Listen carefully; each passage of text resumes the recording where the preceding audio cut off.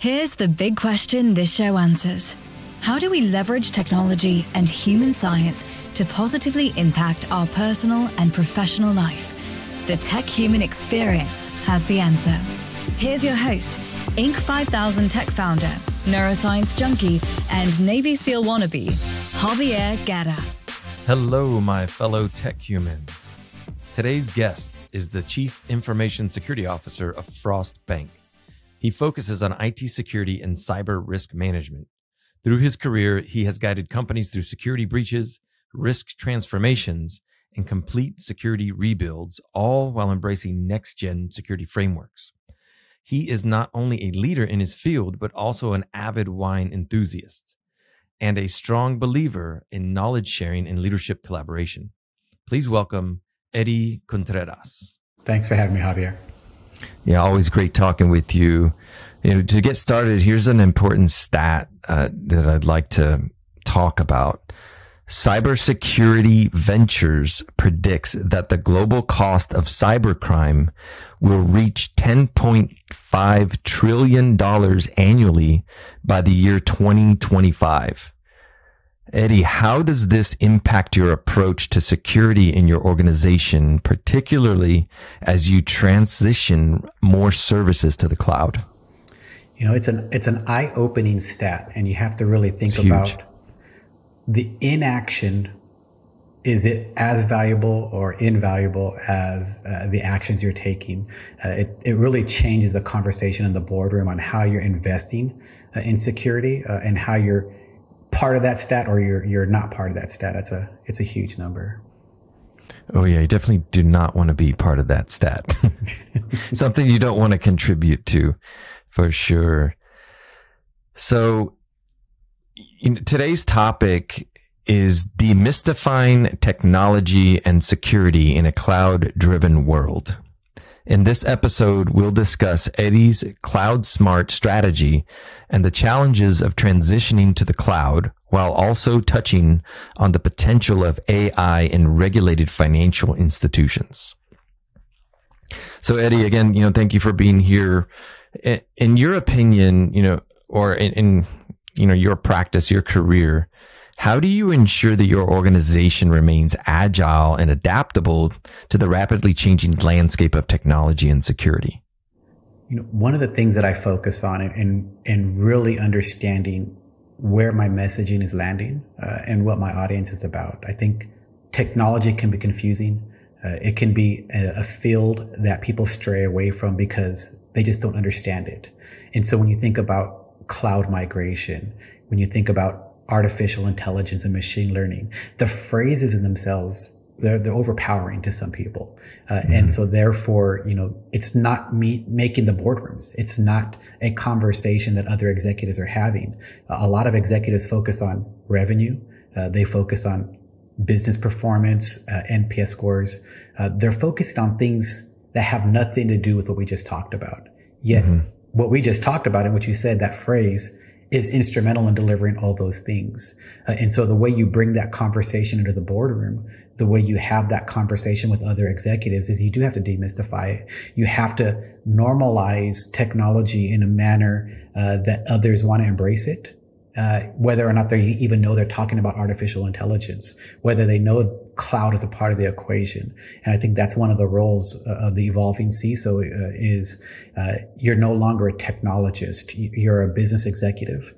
You have to have that business acumen, and you have to understand when decisions are made and how they're made. And if they're not made on technology phrases, and if they're not made on, the evolution of technology, then that's probably not part of the conversation.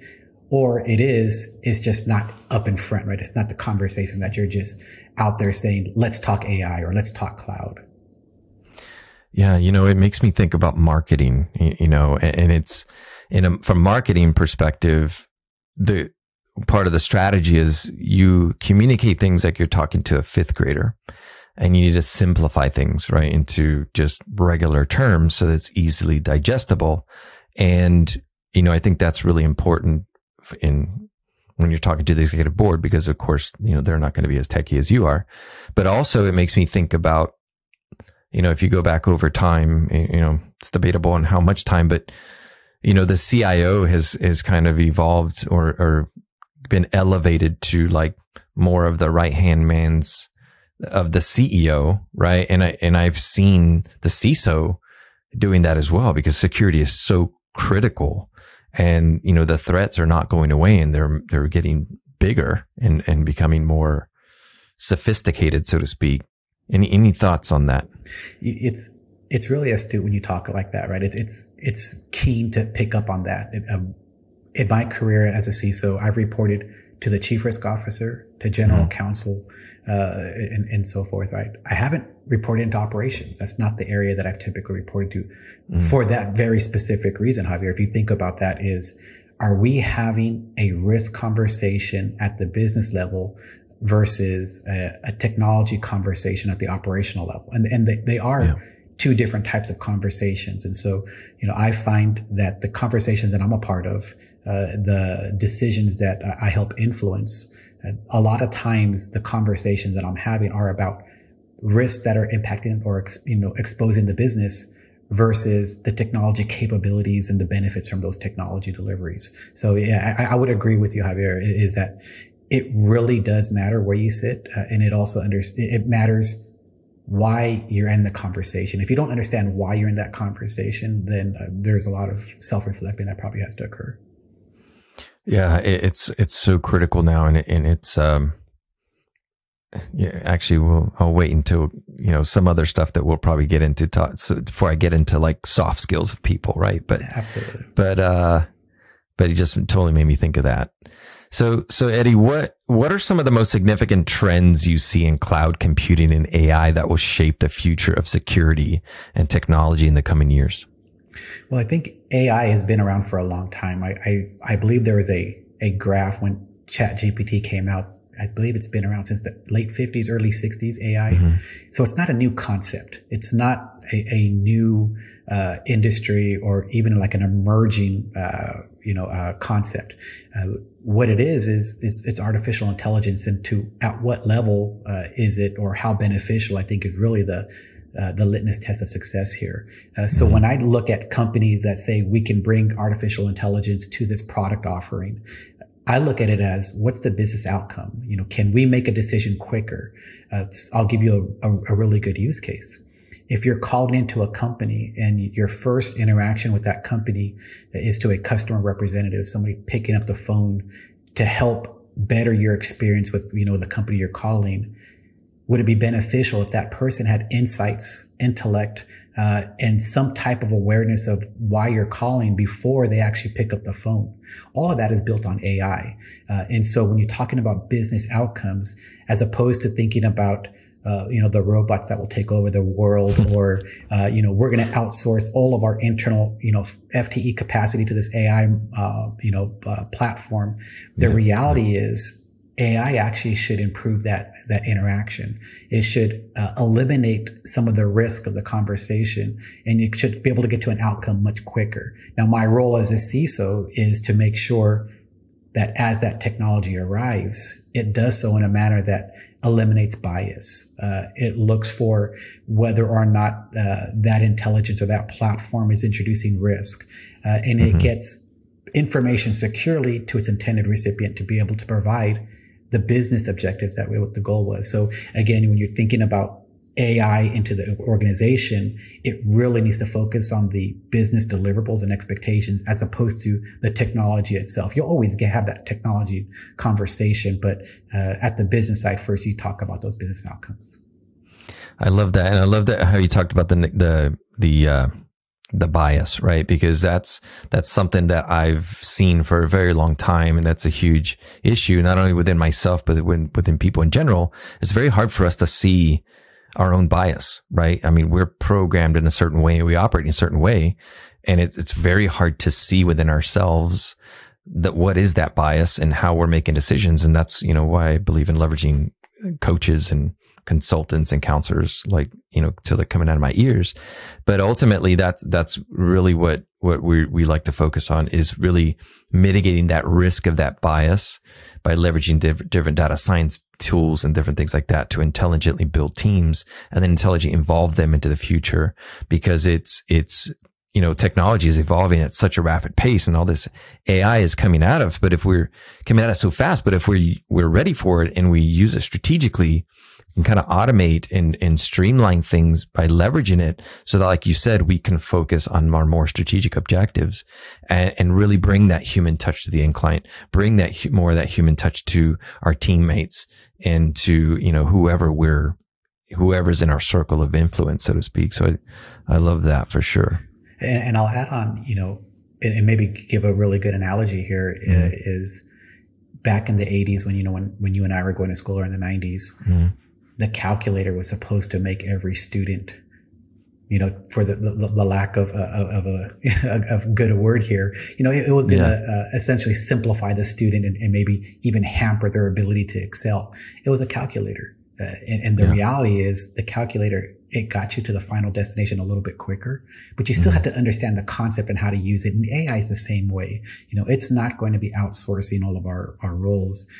It's just another tool that's going to help us get to a decision that much quicker, hopefully eliminating some of the risk. And so if you really know how to interact with AI, if you really truly understand the value that it's bringing, just like the calculator, it's just going to put you into a new level of supremacy around, does this person truly know what they're doing in mathematics as opposed to what do they know around technology? AI is going to make us better.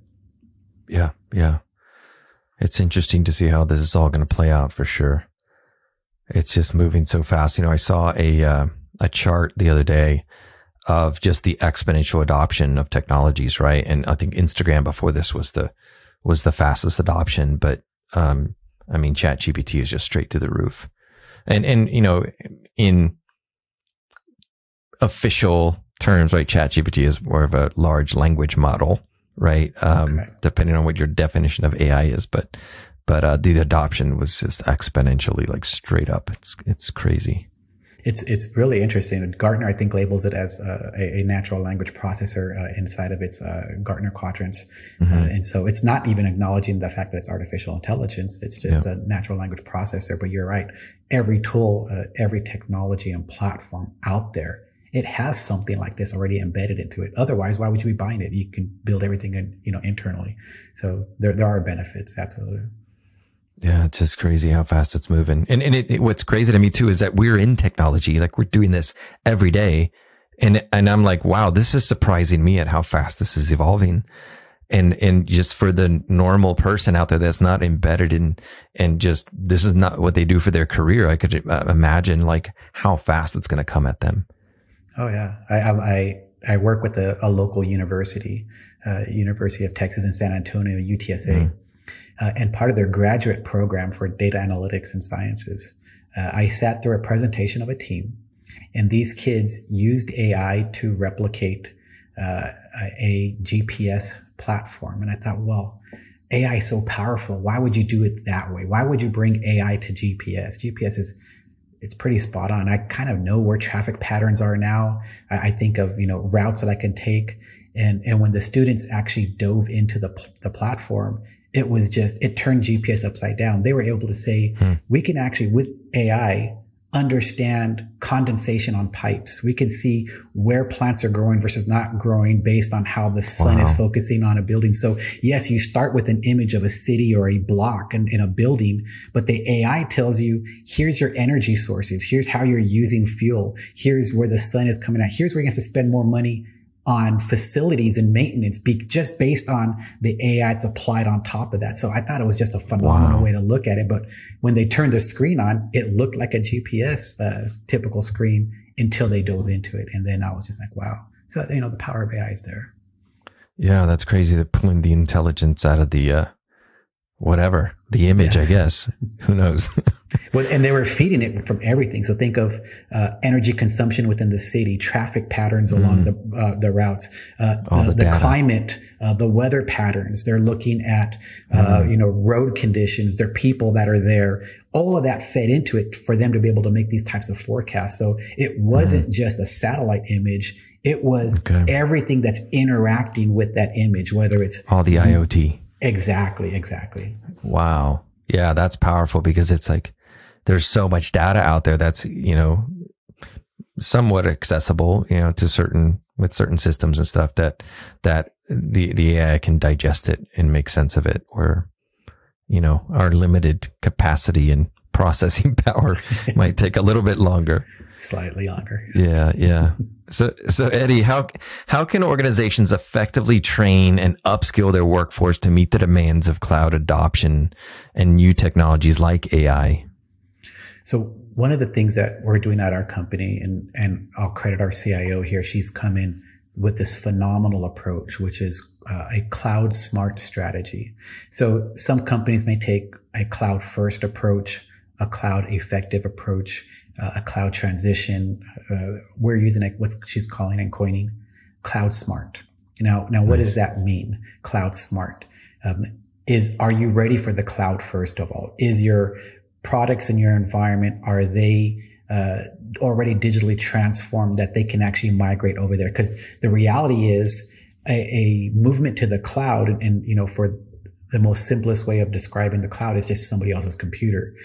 In order to move over there, what's the benefit that you're gaining from it? Are you looking to reduce cost? Are you looking to scale operations? Are you looking to manage your technology lifecycle program? Are you looking to, you know, have an impact on technology debt? You have to know why you're going to the cloud before you make the decision. So this cloud smart strategy is understanding what's the goal.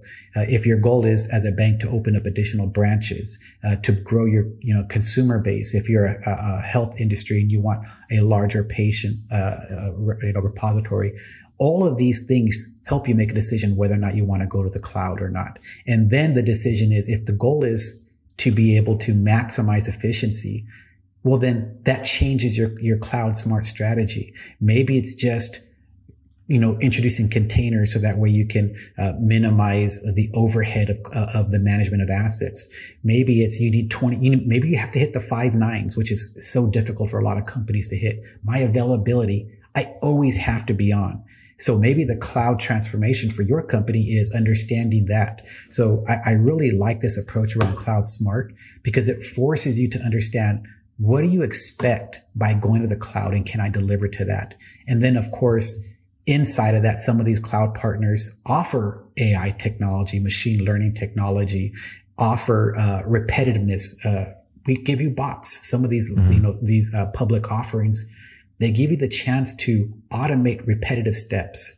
So even by going to the cloud, if your only goal is just to eliminate 40 minutes to execute a task, how often do you do that task? Every year, right? That in itself could be a decision to help go to the cloud. So I think there's a good variety of options to evaluate that help you make cloud smart decisions. But you shouldn't go to the cloud just because everybody's going to the cloud. You should go to the cloud because your company wants to go, and it's going to be beneficial. It has to be beneficial. Yeah. So you kind of answered some of my questions or part of this next question that I have, but you know, besides what you already talked about, or, you know, even incorporating what you've already kind of hit on, you know, what factors do you think the decision makers should consider when evaluating whether their organization is ready for cloud adoption? Yeah, great question. And one that we've had over and over again, but by design. So it's not typically done at the organization or even at the enterprise level. Sometimes it's based on the service that you're offering. Do you want to move your call center to the cloud? Do you want to move your data warehouse to the cloud? Do you want to move your customer facing platforms to the cloud? So again, not enterprise, but can be very strategic. So the things that we typically evaluate is, number one, what's our business intent? Again, if it's availability, well, what do we require to have available at the 5 nines or 4 nines? And then we can make an evaluation. What's our cost to get there? Because everything really comes down to a cost. I think, probably not, a popular acknowledgement, but absolutely a popular belief is every company is here for revenue to some degree, right? You have to be making money. Otherwise, what's the point of being in business? And so what's the biggest impact to your revenue? Does that qualify for the cloud? If going to the cloud helps us enhance the revenue and maximize that, then let's evaluate it. If it doesn't, then why are we having that discussion? It's very expensive to go to the cloud inappropriately. And you have to be deliberate when you go to the cloud. You can't just tiptoe into it and do some R&D efforts. What are we doing here? What's the whole purpose of us going to the cloud? The cost can just be amplified if you don't have that plan.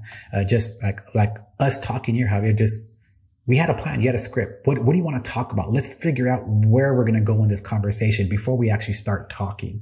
Yeah, that is plan number one with, cloud transformation, is just understanding you may not know what the output or the end state is going to be, but you have to have a plan. Why are we guidelines? Doing this in the first place? Reason behind it. Yeah. Overall framework that you want to kind of potentially follow, or else it can get messy real quick and expensive. One of the things I looked at a company that did go to the cloud, and I was doing some consulting work with them. It made every sense to go to the cloud. It was going to maximize revenue. It was going to help them with their technology debt. The one thing that wasn't accounted for was the skill set. They didn't realize that the cloud provider that they were choosing, it required a very unique skill set that wasn't prevalent across the industry. So great, a decision's there, it's going to be optimized, but then all of a sudden, you have to staff a team of 20 to 50 people to manage that. And now all of a sudden the efficiencies that you're gaining now have to be supported by an influx of financing to get to that point. And so that's where, again, you have to understand the total cost of ownership and the total cost of investment to make that decision. Yeah, and that's a great point, because we, a lot of our clients, they talk to us about this stuff and they say, look, we're looking at going to these technologies that help us understand what is it going to cost us and how readily available are these people, right? And it's not something that we charge for. We do it for free. They're our clients. And so we just give them insight into the market because we have a gauge on this. And that is a very important thing to do, because a lot of these companies, I won't name any names, but a lot of these companies out there, their incentive is to sell you their products, and they want to sell you as many of their products in a larger scale as possible because that lines their pockets. But they're not necessarily going to tell you, how hard it is to find these professionals and how in demand they are and how much they cost. Right. And so that is a huge headache potentially brewing, waiting to happen if you don't understand those conditions, market conditions, I think you could call it, right? Because exactly like you said, you could think you're saving money and creating efficiencies, and then you're beating your head against the wall just trying to find the people that can operate and upgrade and evolve the technologies. For sure. Javier, if you think about going back to that AI conversation, there's a skill set needed to take advantage of AI. And so it's really easy to purchase a product and the third item on the SKU is AI. Great, perfect. You bought it. What do you do with it? How do you interact with it? How do you train it and mold it to be able to maximize its output? So just the purchase of AI doesn't necessarily mean you're going to take advantage of the output of AI or even be able to contribute to the AI. You need that skill set there. So that my word of caution would be, is, understanding what you're buying, because, I was talking to one of our project managers, the other day, and AI was the topic. And I said, kind of like buying a car. When you watch a commercial, they never roll out there the bottom baseline car. You look at that car in the commercial, and whatever ad you're watching, and it's winning a race. It's turning a corner. It's climbing a mountain. Some of them are hovering. But the reality is you want all those features. You got to pay for them.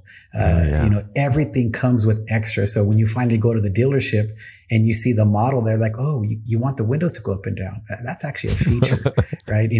So to get to the AI part, you have to spend, you have to invest, and you have to have the resources available to take advantage of that. It's just something that you have to be aware of. Yeah, your data definitely needs to be nice and clean for the AI to be able to digest it and make sense of it, for sure. And some data governance policies, all that good stuff. So clean up the house before you, try to spin up the hot rod, so to speak. Exactly. So, Eddie, in your experience, what are the most critical soft skills for professionals working in technology and security, and how can they develop these skills or maybe improve these skills? Yeah, I'll tell you that my personal experience here, right? And I've been in the industry for, a significant amount of time. Back in the 90s, if you were in technology, you were looked at with a certain lens. You looked mysterious, technical, kind of like the person that was going to solve world peace, right? That's kind of how they looked at technologists back in the day. And with that, over time, it built some, a level of arrogance. And, I can acknowledge that it was not only in existence in the industry, but probably myself for some time. It's just understanding, I actually know this, that somebody else doesn't know. And so I think over the years, it built kind of a shield around these technologies where they feel that they know a lot more. We feel like we have that ultimate power to make the decision.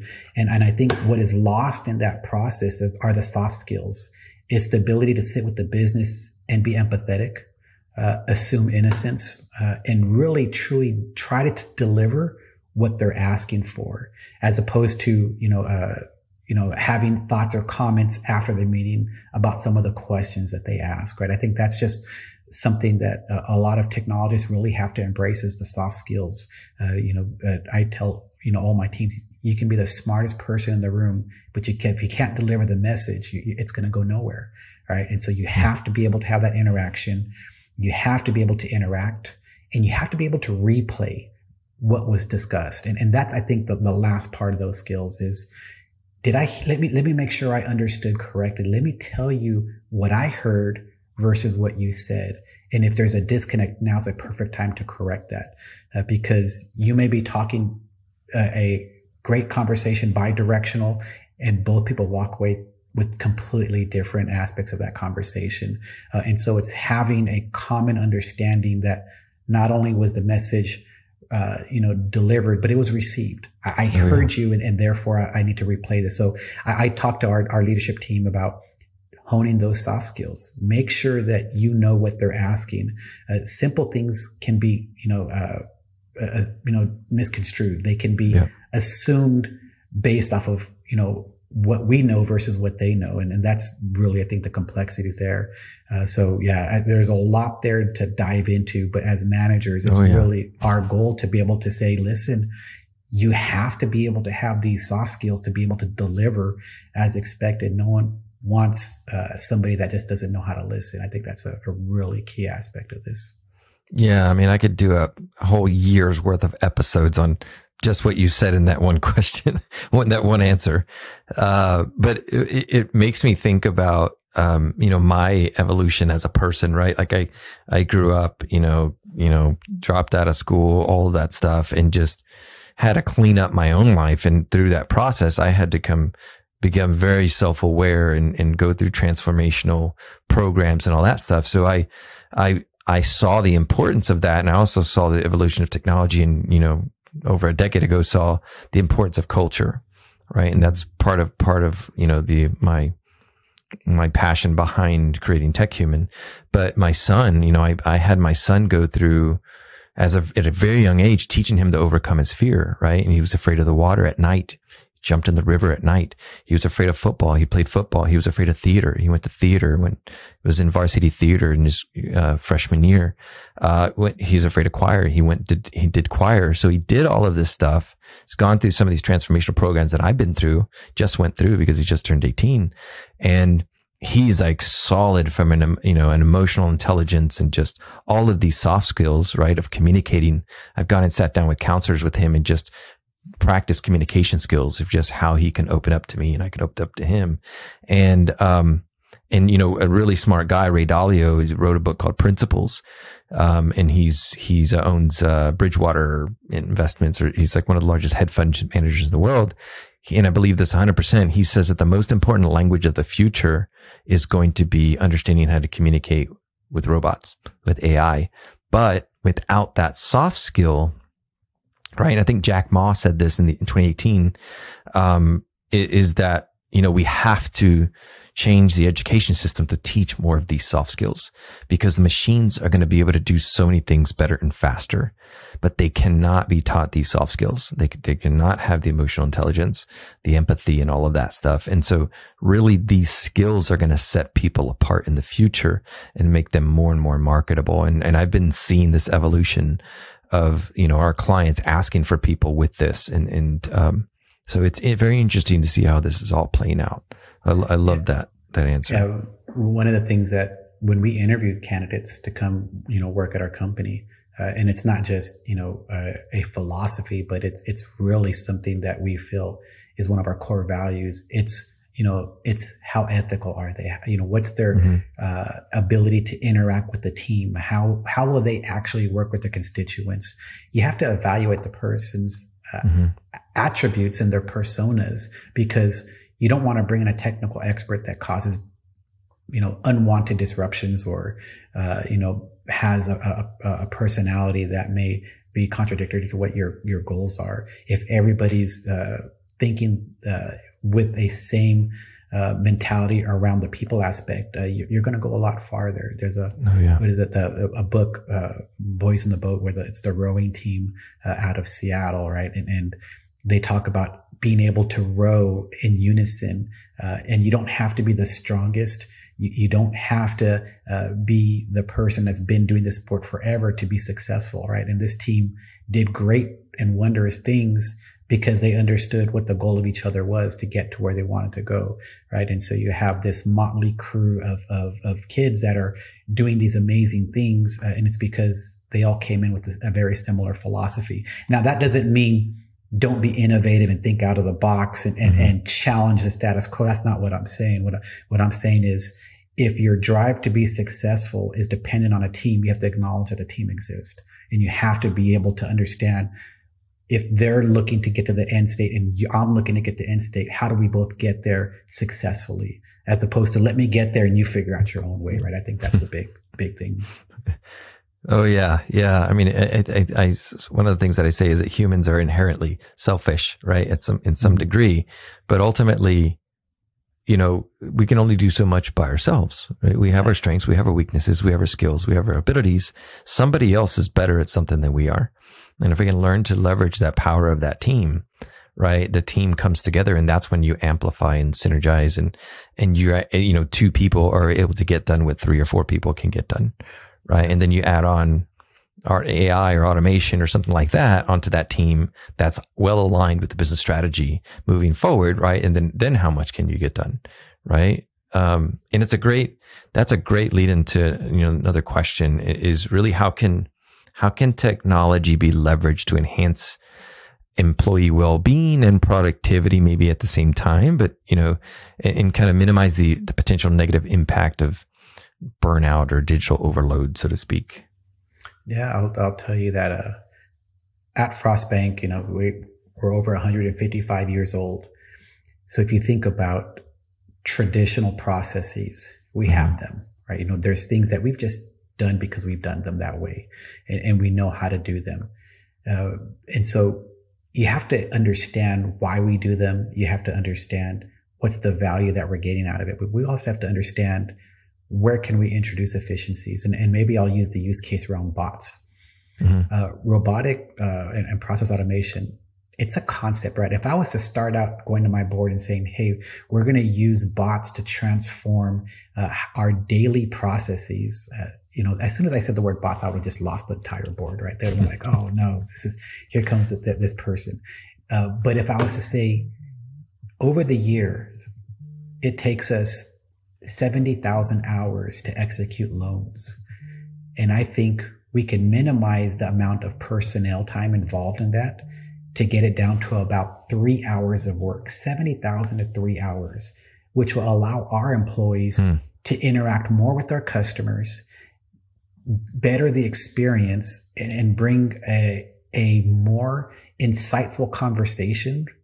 Well, then that's a different conversation you're having now. It's not about bots. It's not about outsourcing. It's about efficiencies. And so even though the second part of what I was talking about had everything to do with bots. None of that language of bots came to that conversation at the executive level, right? And so I will look at that as something that is transformational. Find out what steps your employees just don't like doing. If you have to open the same email every day, 50 times a day, and you log into the same database 50 times a day, and you grab the same information on that email and input into that database, that's a good candidate to bring technology and automation into the equation.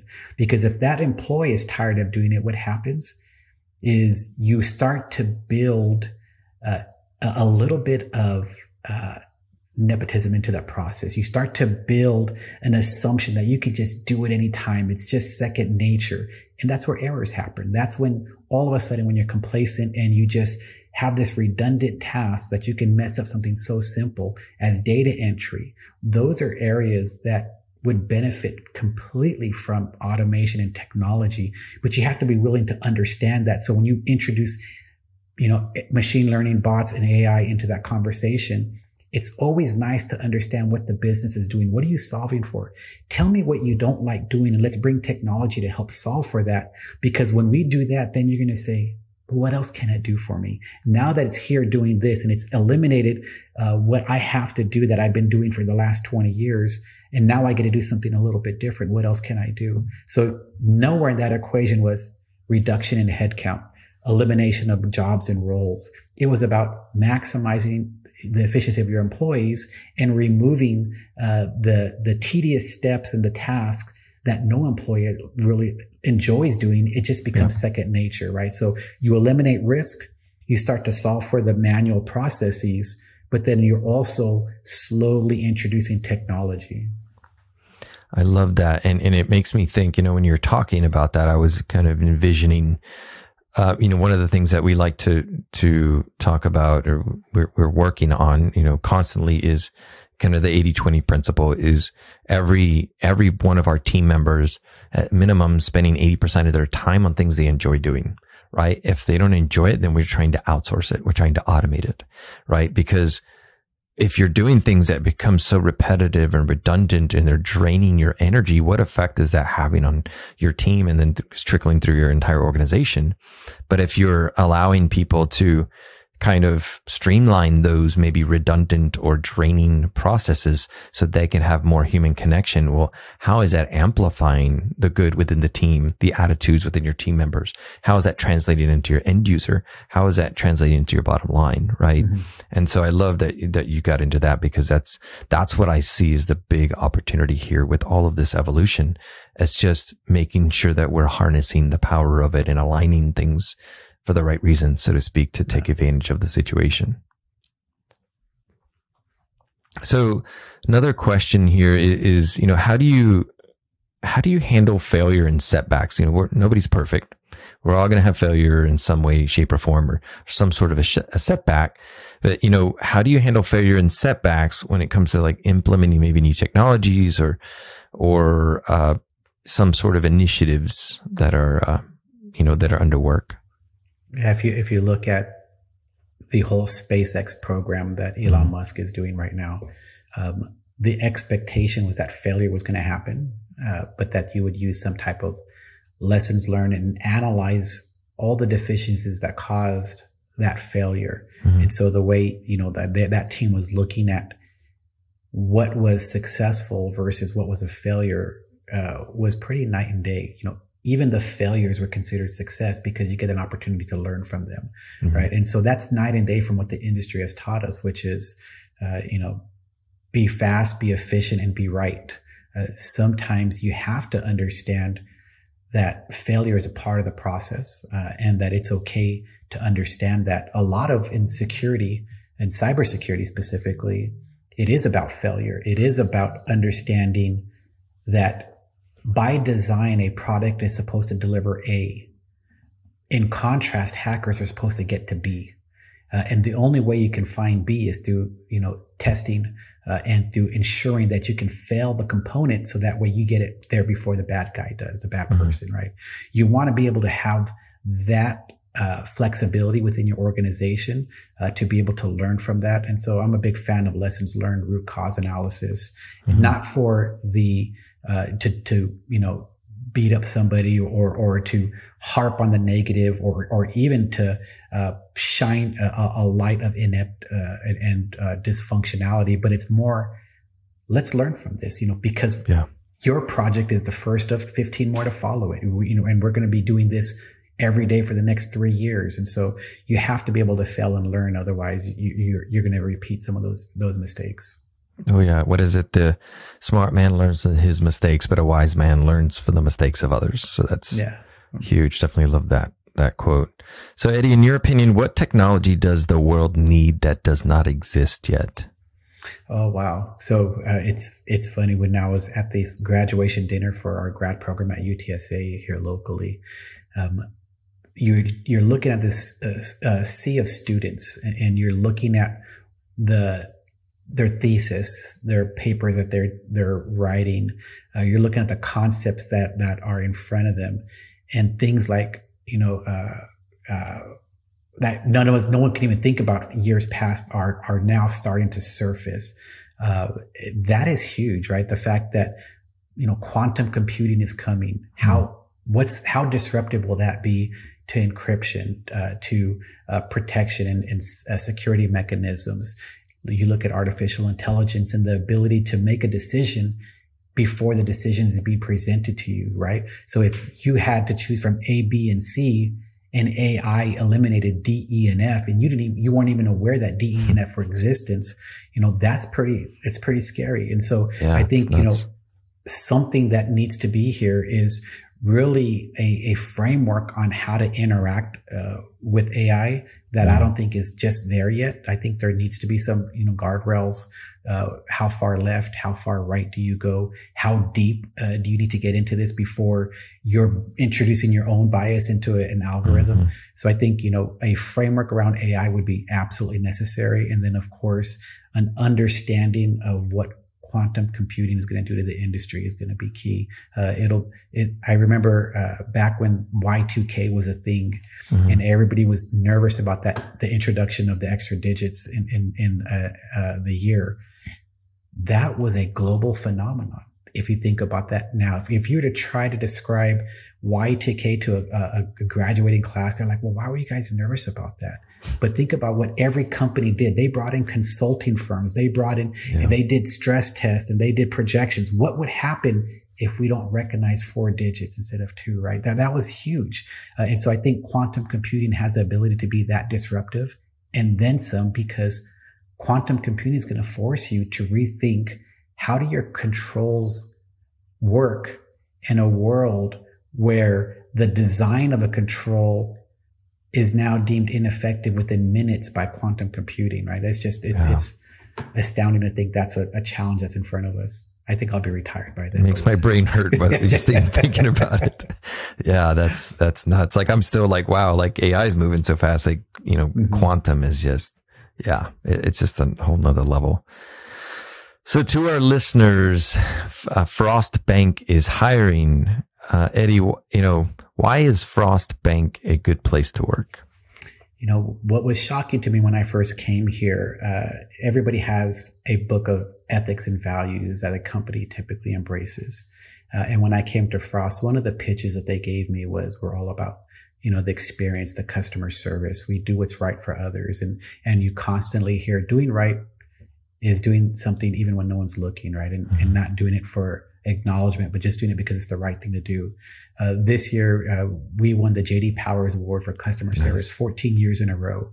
This is our 14th year winning that. And when you think about customer service, and when you think about people are happy with their experience, you typically don't equate that to a bank, to a financial institution. There are certain phone numbers you dread calling and saying, I got to call this place. And typically banks are not at the top of that list, but Frost is. And so it's one of those things where I think we treat our customers the way we treat our employees, the way we treat our investors, and the way we treat our just our ecosystem, which is, assume innocence and do what's right just because you're supposed to, and good things will come. So it's a great environment to work in. It's a great philosophy to live by. And it's just really great to be associated to that. And the fact that, J.D. Powers can acknowledge that independently shows that we are doing things right here. So I've enjoyed my time. I'm continuing to enjoy my time, and I'll continue to enjoy it for some time as well. Nice, nice. So what type of projects are you guys working on right now? We're doing everything that everybody else is doing. Digital transformation. We are scaling our environment. The cloud smart, evaluating AI. We're truly groundbreaking when it comes to our cyber teams and what we're doing around protection mechanisms. If you think about why people hack and where they're doing that, where that focus is at, we're a bank. We're over 50 billion in assets. We are a target, and so you have to hire the right people, the smartest people that are going to protect that money. And so we're doing a lot of things because we have to protect our customers and our investors. And so all those projects that you think are going on in the tech industry and the software industry, we are doing everything very similar, right? We have every project that you can think of that's going to help protect our company and our customers. Nice, nice. Eddie, thanks again for joining us today and sharing your insights. Listeners, be sure to check out his work and follow him on social media. Website links and social handles will be in the show description.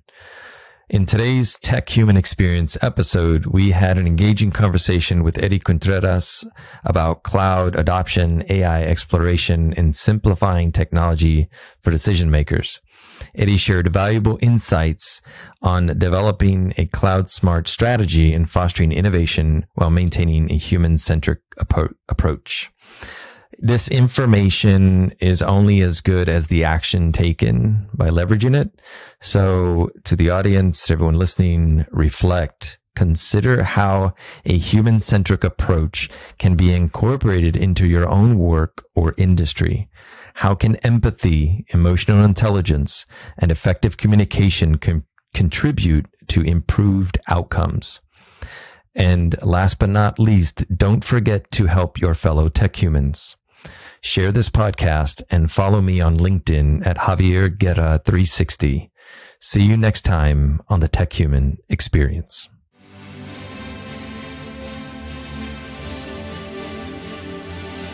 The Tech Human Experience